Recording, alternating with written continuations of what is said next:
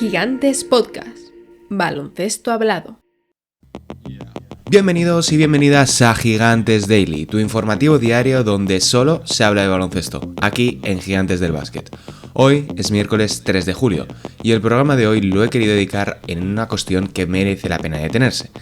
El mercado NBA ha arrancado y hay muchos aficionados algo perdidos con las nuevas reglas y cómo van a afectar a equipos y jugadores.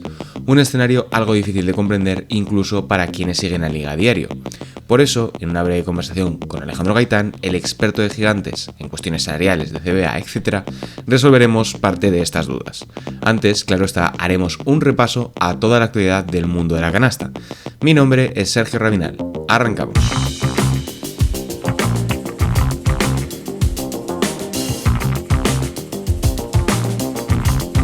España no dio opción a Líbano y sumó su primera victoria en el preolímpico. Lo mejor del partido no fue la victoria, que también, sino las sensaciones. Un encuentro siempre difícil por la diferencia entre los dos conjuntos y que sirvió de veras para los de Sergio Scariolo. Muy centrados desde el principio y sin especular lo más mínimo. Santi Aldama fue el máximo anotador, con 17 puntos y 9 rebotes, seguido de Usman Garuba con 15 tantos y 8 capturas, que tuvo una magnífica actuación. Junto a ellos, Lorenzo Brown lideró al equipo con 7 tantos y 9 asistencias. La selección controló al placer el marcador, ritmos y sensaciones, imponiendo su estilo sin mayores problemas y probando diferentes esquemas y rotaciones en busca de pulir los últimos detalles para cuando llegue la hora de la verdad. Al contrario que en otras ocasiones de debut de España ante oponentes menores, como pudo suceder por ejemplo en el pasado mundial, la selección jugó cómoda, aspecto fundamental para ganar confianza y sentir que progresan adecuadamente. El trabajo defensivo, pese a las diferencias entre selecciones, fue realmente bueno, más en los minutos de Garuba y Aldama como pareja interior. La parte negativa del partido fue Juancho Hernán Gómez, que no jugó en toda la segunda mitad por unas molestias físicas. Veremos cómo evoluciona. Próxima cita este mismo miércoles a las 8:30 contra Angola, 19:30 en Canarias.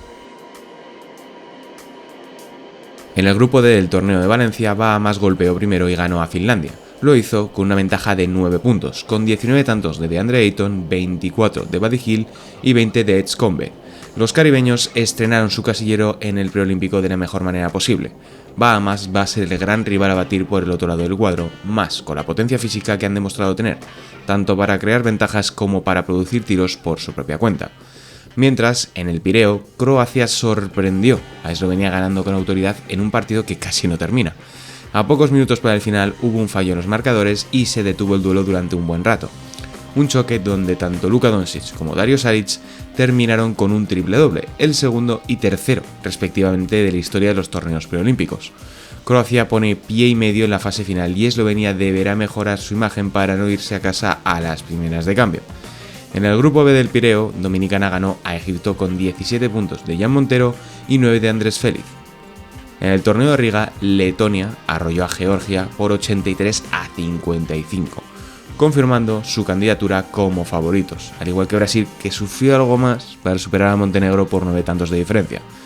Por último, en el torneo de Puerto Rico, Italia venció con soltura a Bahrein por 114-53, y Lituania ganó a México por 96-84 con el debut de Adrien Porras de apenas 15 años, que se convirtió en el jugador más joven en debutar en un preolímpico en la etapa contemporánea. En el mercado NBA la cosa se ha calmado bastante en las últimas horas. El gran nombre fue Donovan Mitchell, que renovó con los Cleveland Cavaliers por 150 millones y 3 temporadas más.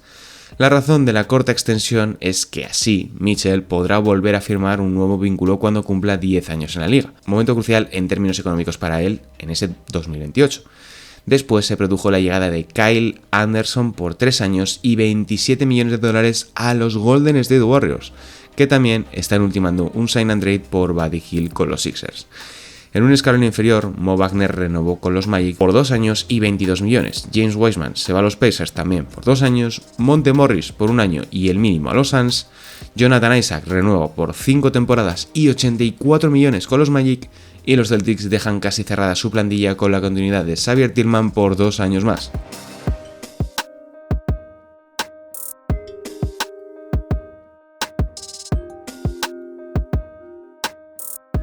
La NBA es una liga que siempre está cambiando, que tiene normas de todo tipo, algunas de ellas muy técnicas y que parten de restricciones salariales con el objetivo de aumentar la igualdad entre los equipos. Sin embargo, con el último convenio colectivo aprobado el pasado año, la cosa parece haberse ido un poquito de madre para las franquicias. Ahora las restricciones son más restrictivas, valga la redundancia, y las opciones de los equipos por encima del límite salarial han quedado reducidas prácticamente a firmar jugadores por el mínimo. Como el mercado de agentes libres empezó esta semana y todavía hay muchas franquicias con margen para hacer movimientos, tengo a mi lado a Alejandro Gaitán, el experto en materia de CBA y salarios aquí en Gigantes. Bienvenido, Alejandro. Hola, Sergio, ¿qué tal? Bueno, vamos a empezar ya directos y primera pregunta que muchos aficionados se habrán hecho en estos primeros días de agencia libre.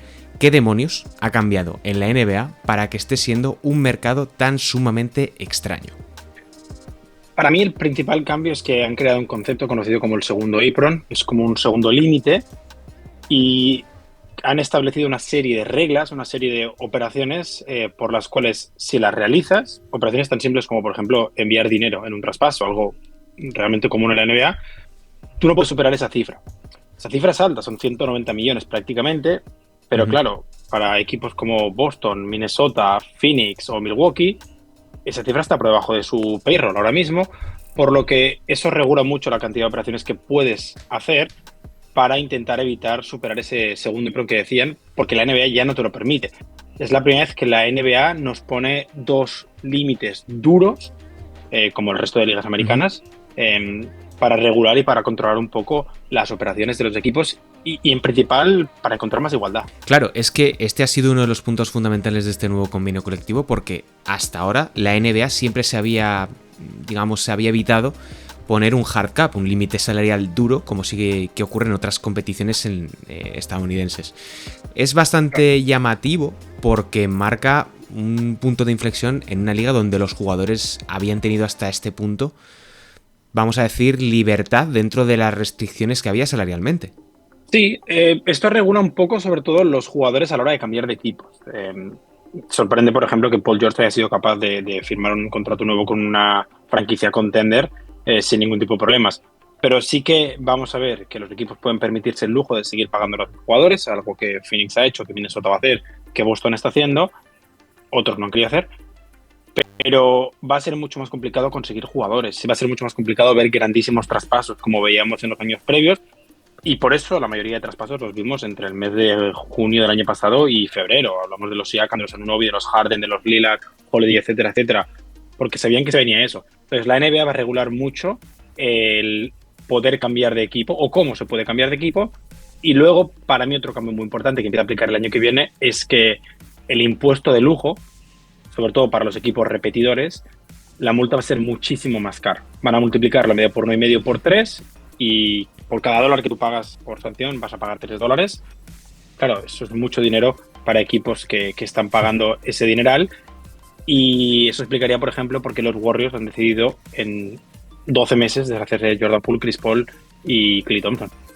Claro, es que ese es un punto que muchos aficionados no están entendiendo y es en una competición como es la NBA que genera tantísimo dinero, que estamos hablando de organizaciones, empresas que tienen billones de dólares en beneficios cada año, que se estén tratando de ahorrar, vamos a decir, minucias, entre comillas, porque claro, van a seguir siendo rentables, van a seguir siendo productivas y al mismo tiempo les interesa a nivel competitivo tener a sus mejores jugadores, es decir, ¿por qué o qué reglas, mejor dicho, están haciendo que los equipos se liberen de jugadores, como hemos visto recientemente, digamos, pagando con rondas a otros para que asuman salarios altos, caso de Tim Hardaway Jr. en Dallas, por ejemplo?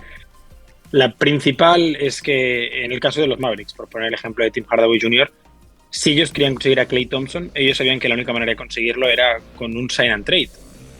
Y esa operación lo que hace es que te limita al primer apron. Un primer apron que sí que existía previamente, por lo que tenías que liberar espacio para encajar todos tus jugadores por debajo de esos 178 millones, creo que es exactamente la cifra. Todas esas operaciones sí que existían previamente, pero ahora el miedo de estar de manera repetitiva por encima del impuesto de lujo crea que super equipos que hemos conocido durante los últimos 5, 6, 7, 8 años dejen de estar aquí, caso de los Warriors. Al mismo tiempo, operaciones tan sencillas como utilizar una excepción de nivel medio o la excepción bienal, que son las maneras que tienen los equipos por encima del impuesto de lujo de reforzar su equipo, también generan que los equipos estén hard cap, algo que ya sucedía el año pasado, pero que ahora es mucho más estricto, por lo que todo eso, y aquí me gusta poner el caso de los Nuggets, tienes que encontrar el balance entre qué quieres hacer ahora y cómo te quieres regular de cara a futuro para saber que tienes las opciones abiertas. Por ejemplo, me lo invento, y no tocando madera, si se lesiona una estrella, si se lesiona uno de los jugadores principales y tienes que reforzar el equipo.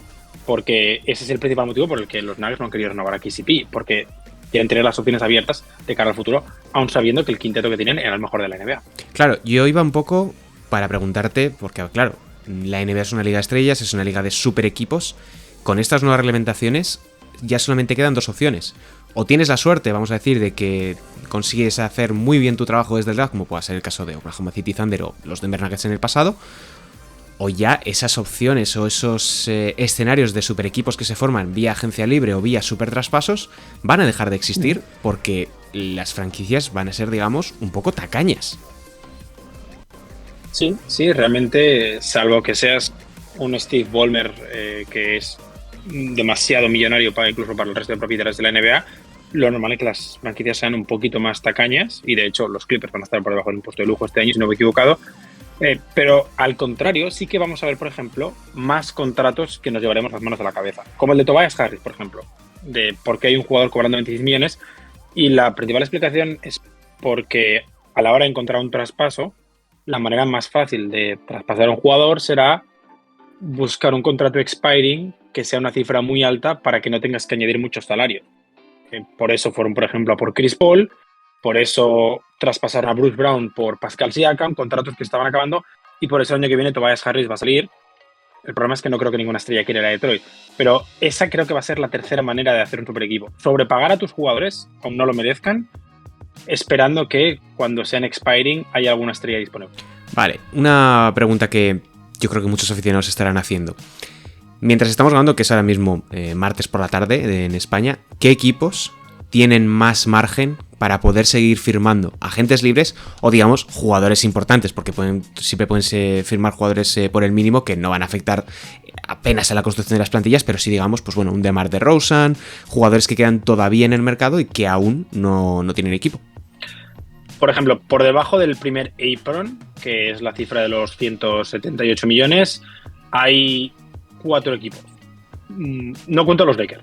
Hay 4 equipos con mucho espacio. No cuento los Lakers porque tienen que firmar LeBron James. Pero claro, hablamos de Jazz, Detroit, Charlotte, y sí que quedan los Magic, que creo que debería ser el gran equipo a la hora de firmar un jugador interesante, porque es un equipo de playoff. Uno de los problemas que hay es que, como la mayoría de operaciones no son hechas oficiales hasta el día 6 de julio, todavía no sabemos a ciencia cierta qué equipos están hard cap. Sí que esperamos, por ejemplo, que Golden State lo esté por firmar a Milton, que los Mavericks lo estén por firmar a Marshall, pero por debajo de ese primer apron y con suficiente espacio como para firmar, solo quedan equipos que no deberían estar compitiendo por el anillo o incluso por los playoffs, además de los Lakers, insisto, que tienen que firmar todavía a LeBron James. Pero equipos, por ejemplo, que den la sensación de que no vayan a estar hard cap ni en el primer ni en el segundo apron y tengan bastante espacio, ya no queda ninguno, porque los Thunder decidieron sacrificar el espacio para firmar a Alex Caruso, y al recibir más dinero quedaron hard cap en los 178 millones y están haciendo un poco lo que comentábamos antes, ese equilibrio entre mejorar la plantilla pero dejar tus opciones abiertas para el año que viene. Entonces, sí, quedaron gran agente libre. Realmente las opciones ahora mismo son Utah, Detroit y Charlotte, y luego si lo bajamos un nivel a jugadores más accesibles, sí que aparecen, por ejemplo, Golden State, que falta firmar la mid-level, pero que puede que le quede algo espacio en la excepción de Klay Thompson. Y luego los Sixers, que todavía tienen cierto espacio, pese a haber firmado a Paul George, a Tyrese Maxey y a jugadores como Drummond, Kelly Oubre o Eric Gordon.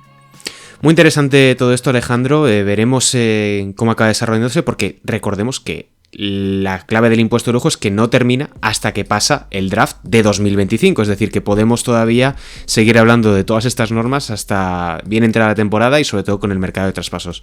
Te dejamos ya ir, muchas gracias, Alejandro, y aquí seguimos en Gigantes Daily. Un abrazo.